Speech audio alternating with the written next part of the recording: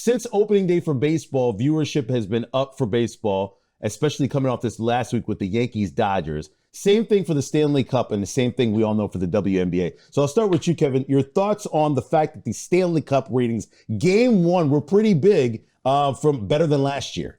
Yeah, I think it might just be a building of, I'm not sure because it's Edmonton. And Edmonton's not going to carry the United States. Yeah, they have star power in McDavid, but still, it's not the Rangers, Kings, it's not the Blackhawks, it's not major markets.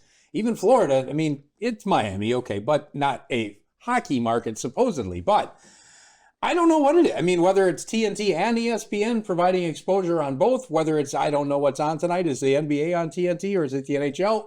I was looking for the Lakers, but I'll watch that. I don't know what it is. It could be a combination of a lot of things, but as a hockey person, I get it, but I don't know. I don't know. I mean, and is it year over year numbers are up? Well, was there everything was up during the pandemic with things that played, and then everybody wanted something to do, so they didn't watch their TV. And now maybe they're back into a more normal lifestyle. Down from 2 years ago, but up from last year, which is in a positive note, especially with all these TV contracts. This is really important to know where the ratings are. Is it the fact that there is, no NFL? NBA seems to be going very quickly. NHL, their season might be over soon, depending on what's going on with Edmonton. I mean, are you finding yourself watching different sports now more, Paul, this year?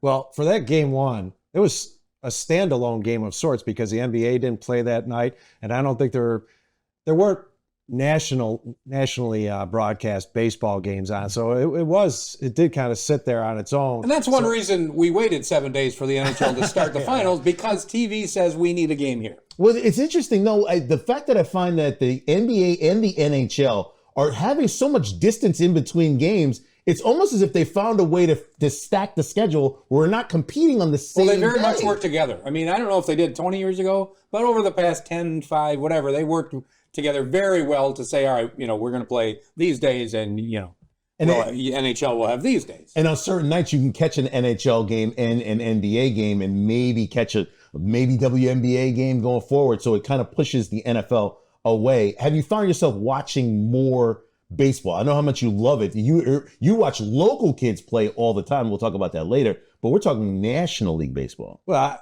whenever I come home at night after watching the game, I usually have it on in the background. The one interesting thing, though, is with the speed of play, it's like now it'll be 9:15 at night, and the games have ended. The 7 o'clock games have ended, so you're accustomed to having them on in the background and saying, wait, what's going on here? And it's the same with the NHL. Yeah. I mean, the 2.5 hours, you're pretty much done with the game. It used to be, you could count on 3 and sometimes more just because of the way they played the game back then. Is it the clock, though? I want to go back to the timing. Baseball has been looking to try to cut its game time down. It looks like it's working. No doubt, right? Absolutely. Yeah. I mean, the idea of a guy stepping out after every pitch to do 18 gyrations with his batting gloves and sleeves and arms and every other piece of equipment.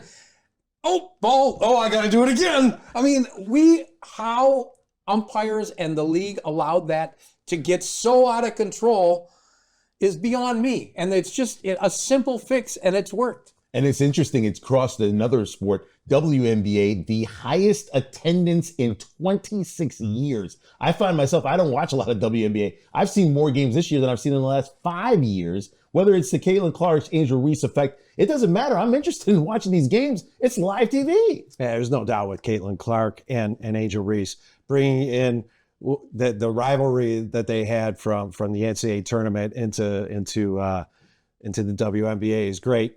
Congratulations, though, to the Olympic selection committee for not falling for all of it and taking Caitlin Clark this summer with them. I mean, they started training 2 years ago for these games. To put her on would have been irresponsible, and that's good to see it. But nonetheless, those young kids they're the future of the game, and I expect to see them in the Olympics in a few years. Right sports decision, maybe not the best marketing decision right now. She's one of the hottest players in sports. Absolutely. And I think, obviously she has brought viewers to the WNBA. Mm-hmm. But once they get there, I think enough people are saying, this is entertaining. They don't have to see the Caitlin Clark game. Yeah. They're whatever game they find. And I think that's big. That's the impact she's had. And it's working.